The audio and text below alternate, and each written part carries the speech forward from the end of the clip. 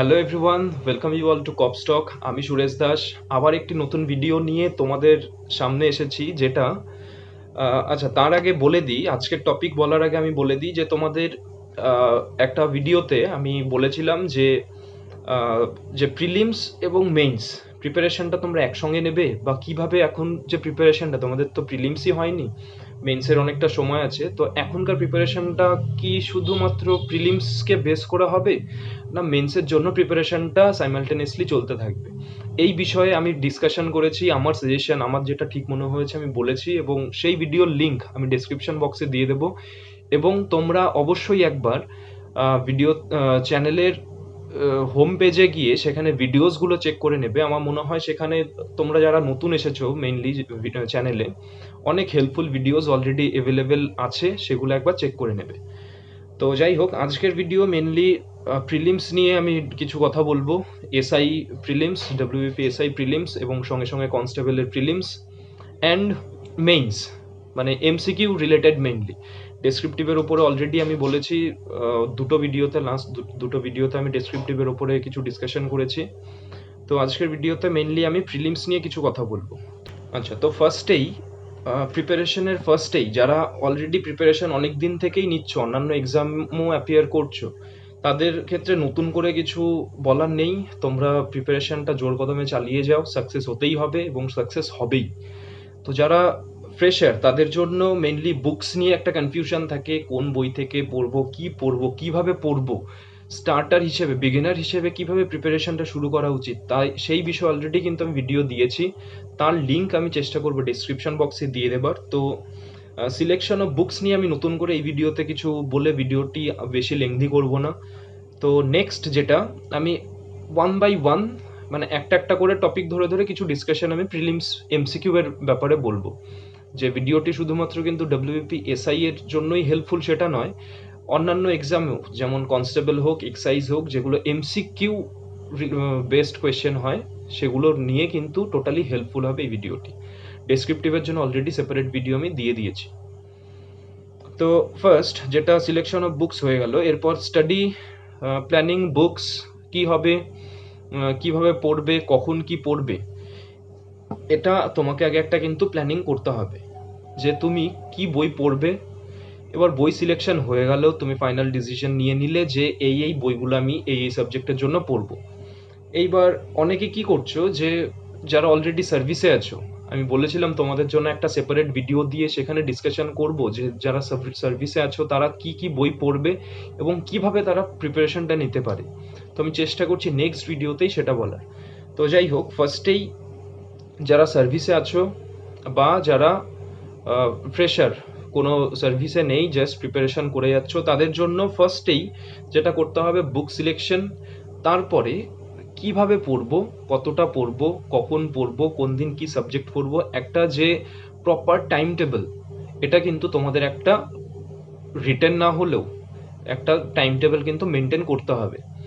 যে আমি যেটা করতাম, অনেকে কি করে, একটা রুটিন ফলো করে, যে আমি এই দিনে, ধরো সোমবার, মঙ্গলবার, ডে ওয়াইজ, যে কোন দিন কোন সাবজেক্ট কখন পড়বো, এইভাবে তাদের টাইম টেবিলটা ভাগ করা থাকে। যেটা আমার ক্ষেত্রে কার্যকর হতো না, কারণ আমি যতবার টাইম টেবিল সেট করেছি সেই মতো, মানে আমার নিজের কাজ, যে যে সময় আমি যে কাজ করছি সেই সময়গুলো বাদ দিয়ে বাকি যে সময় আমি পড়তে পারবো, সেই হিসাবে আমি টাইম টেবিল লিখে একটা রুটিন ফলো করার চেষ্টা করতাম, কিন্তু 2 দিন 4 দিন পরে সেটার ফলো হতো না। তো আমি যেটা করতাম এবং এখনো করি, যে আমি কোন কোন সাবজেক্টগুলো পড়বো এবং একটা রোটেশন বেসিসে আমি কিন্তু সাবজেক্টগুলো পড়তে থাকি। অনেকে কি করে, একটা সাবজেক্ট পুরো সিলেবাসে যা আছে পুরোটা পড়ে নিল, হিস্ট্রি কমপ্লিট, দেন জিওগ্রাফি পড়লো, জিওগ্রাফি কমপ্লিট, পলিটি পড়লো, পলিটি কমপ্লিট, এইভাবে পড়ে। কিন্তু এটা আমার ক্ষেত্রে কখনোই হেল্পফুল হয়নি, আমি কখনো ট্রাইও করিনি। তো আমি যেভাবে পড়ি বা পড়তাম, যে যে যে সাবজেক্টগুলো আমাকে পড়তে হবে, কি কি সিলেবাসের মধ্যে কি কি আসছে।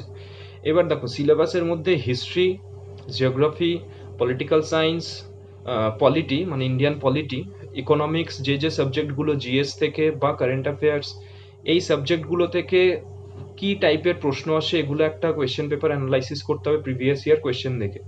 তো কোন সাবজেক্ট থেকে কি কি জিনিসগুলো পড়বে, কোন দিন পড়বে এগুলো একটা রোটেশন বেসিসে কিন্তু তোমাকে পড়তে হবে। ধরো তুমি আজকে সোমবার, তুমি সকালে হিস্ট্রি দিয়ে শুরু করলে, এবার হিস্ট্রি তুমি সারা দিন যদি হিস্ট্রি পড়ে যাও, একটা সার্টেন টাইমের পরে গিয়ে কিন্তু তোমার আর মাথায় কিছু থাকবে না, বা তোমার নিজেও একটা বোরিং ফিল হয়ে যাবে যে একটা সাবজেক্ট তখন থেকে পড়েই যাচ্ছি। তো আমি যেটা করি, ধরো সকালে হিস্ট্রি পড়লাম 1.5 ঘন্টা 2 ঘন্টা যতটুকু টাইম, যেটা আমি করতাম, পড়লাম। এবার একটা ব্রেক নিতাম, শর্ট ব্রেক। সে ব্রেক আমাদের এটাও হতে পারে যে একটু ল্যাদ খেয়ে নিলাম, বা একটু ফোন ঘেটে ঘেটে নিলাম, বা একটু বাইরে থেকে ঘুরে এলাম, একটু চা খেয়ে নিলাম। তো একটা শর্ট ব্রেক হবে, শর্ট ব্রেক যাতে কখনোই লং ব্রেক না হয়ে যায়। দেন নেক্সট আরেকটা সাবজেক্ট ধরে নিলাম, ইন্ডিয়ান পলিটি। তার একটা সার্টেন পোর্শন পড়লাম, যে চ্যাপ্টার ধরে ধরে যদি সম্ভব হয়, বা একটা টপিক ধরে যে এই টপিকটা আজকে কভার করব, বা এখান থেকে এতটা পড়বো, এটা কভার করলে এইভাবে কিন্তু তোমাকে একটা রোটেশন বেসিসে সবগুলো সাবজেক্ট রোটেট করে করে পড়তে হবে। হিস্ট্রি পড়লে, জিওগ্রাফি পড়লে, ইন্ডিয়ান পলিটি পড়লে, ইকোনমিক্স পড়লে, আবার ঘুরে হিস্ট্রি পড়লে, এর মাঝে যেগুলো বাকি রয়েছে কারেন্ট অ্যাফেয়ার্স, জিএস, তোমার রিজনিং প্র্যাকটিস করা, ম্যাথস প্র্যাকটিস করা, ইংলিশ বেঙ্গলি, এগুলোর জন্য একটা টাইম বের করতে হবে। সেটা তুমি মেন্টালিও করতে পারো যে হ্যাঁ এই সাবজেক্টটা হয়েছে, এবার আমি এই সাবজেক্ট পড়বো, বা একটা রিটেন টাইম টেবিলও ফলো করতে পারো, যেটা যার জন্য হেল্পফুল হবে। এবার অনেকে আমাকে এটাও বলেছে যে একটা টাইম টেবিল আমার দিক থেকে যাতে আমি তোমাদের সাজেস্ট করি। এবার দেখো, টাইম টেবিলটা নিজেকে নিজের জন্য তৈরি করা আমার মনে হয় বেস্ট। কারণ তুমি কোন সময়টা পড়তে পারবে, তোমার সকালে হয়তো তো কেউ টিউশন পড়াচ্ছে, বা কেউ দেরি করে ঘুম থেকে উঠছে, বা বাড়ির কিছু কাজ রয়েছে। তো সেই টাইমগুলো বাদ দিয়ে তোমার পড়ার টাইম টেবিল বা রুটিনটা সেট হবে। তো এবার তোমাদের কে কোন টাইমটায় কমফোর্টেবল পড়ার জন্য ফ্রি আছো, পড়তে পারবে, সেগুলো তো আমার জানা নেই সবার জন্য। তো এই জন্য নিজেদের টাইম টেবিলটা নিজেরা তৈরি করবে, বা মেন্টাল প্রিপারেশনও রাখতে পারো। তো অবশ্যই কি পড়বে, কিভাবে পড়বে, কখন পড়বে, কতটা পড়বে, এগুলো কিন্তু আগে থেকেই সেট করে রাখতে হবে, আগে থেকেই ভেবে রাখতে হবে। এরপর তুমি যে সাবজেক্টগুলোই পড়ছো, এগুলোর সঙ্গে সঙ্গে কিন্তু সেই সাবজেক্টের এমসিকিউও প্র্যাকটিস করতে হবে। এমসিকিউ দুরকমভাবে তুমি প্র্যাকটিস করতে পারো। যে একটা হবে, ধরো তুমি একটা সাবজেক্ট পড়লে, ইন্ডাস ভ্যালি সিভিলাইজেশন হিস্ট্রি থেকে। এবার ইন্ডাস ভ্যালি সিভিলাইজেশন তোমার যে টেক্সট বুক থেকে থরো রিডিং হয়ে গেল, then you start practising the MCQ from that chapter. একটা এমসিকিউ এর বুক ফলো করো। এমসিকিউ এর জন্য তুমি WBCS scanner, that is also helpful. WBCS মানে ডব্লিউবিপির জন্য হেল্পফুল হবে হবে না এমন কখনোই নয়। বা অন্যান্য অরিহান্তের বা লুসেন্টের বিভিন্ন পাবলিকেশনের এমসিকিউ প্র্যাকটিসের বুকস রয়েছে, সেগুলো ফলো করতে পারো, যেখানে চ্যাপ্টার ওয়াইজ কিন্তু এমসিকিউ গুলো দেওয়া থাকে। বা এবার হিস্ট্রি থেকে একটা চ্যাপ্টার পড়লে তার এমসিকিউ গুলো পড়ে নিলে, পলিটি থেকেও একটা চ্যাপ্টার পড়লে তার এমসিকিউ গুলো সঙ্গে সঙ্গে পড়ে নিলে। এটা হলো একভাবে এমসিকিউ প্র্যাকটিস করার ওয়ে। সেকেন্ড, তুমি আরেকভাবে এমসিকিউ প্র্যাকটিস করতে পারো, যেটা র্যান্ডামলি মিসলেনিয়াস, যে বিভিন্ন প্র্যাকটিস সেট দেওয়া থাকে। তুমি যে এমপ্লয়মেন্ট নিউজ পেপারগুলো নিচ্ছ, সে সংস্থান, কর্মক্ষেত্র, বা শিক্ষা চাকরি খেলা যেগুলোই নাও না কেন, বা অ্যাচিভার্স, তুমি যখন পড়ছো সেখানে দেখবে প্র্যাকটিস সেট দেওয়া থাকে। এমসিকিউ সে ডব্লিউবিপির হোক, ডব্লিউবিসিএস হোক, এসএসসির হোক, যেটারই হোক, তুমি প্র্যাকটিস করতে পারো। মেইনলি ডব্লিউবিসিএস ডব্লিউবিপি এগুলোর বেশি হেল্পফুল হবে স্টেটের এক্সাম যেহেতু। তো তুমি সেগুলো প্র্যাকটিস করলে, নিজে থেকে একটা টাইম মেনটেন করে সেগুলো সলভ করলে। সলভ করার জন্য তুমি যেটা করতে পারো, ওএমআর শিটের মতো তুমি ইন্টারনেটে অ্যাভেলেবেল পেয়ে যাবে, যেখানে নাম্বার 1 4টে অপশন দিয়ে দেওয়া থাকবে, অলমোস্ট ওএমআর টাইপেরই পেজ। তুমি প্রিন্ট আউট করে রাখলে, যাতে সার্কেলিং এর প্র্যাকটিসটাও হয়ে যায়, যেটা পরীক্ষাতে তোমাদের সার্কেল করতে হবে আনসারগুলোকে। তো সেগুলো রাখলে সেখানে তুমি টাইম মেনটেন করে সেটা সলভ করলে প্র্যাকটিস সেট। এবং প্র্যাকটিস সেট সলভ হয়ে যাওয়ার পরে তুমি আনসার মেলালে, দেখো যে কততে তোমার মার্কস কত এলো। এইবার তুমি অ্যানালাইসিস শুরু করো, কোন জায়গাগুলো তোমার ভুল হলো, কোন জায়গাগুলো তুমি অলরেডি কভার করেছো, পড়েছো, কিন্তু সেই জায়গাগুলো ভুল হয়েছে, সেগুলো একটু রিডিং পড়ে নাও। আরেকটা যেটা এমসিকিউ এর ক্ষেত্রে আমি বলেছিলাম, যে তুমি একটা কোয়েশ্চেন পড়লে, ধরো ইন্ডিয়ান পলিটি থেকে একটা কোয়েশ্চেন এসে যে president is elected for a term, কত বছরের জন্য ইলেক্ট করা হয়। তো এইবার ওই রিলেটেড প্রেসিডেন্ট কিভাবে ইলেক্ট হচ্ছে, ওই রিলেটেড যাবতীয় যা যা কোয়েশ্চেন হতে পারে এমসিকিউ এর জন্য, সেগুলো তুমি লিখে রাখলে।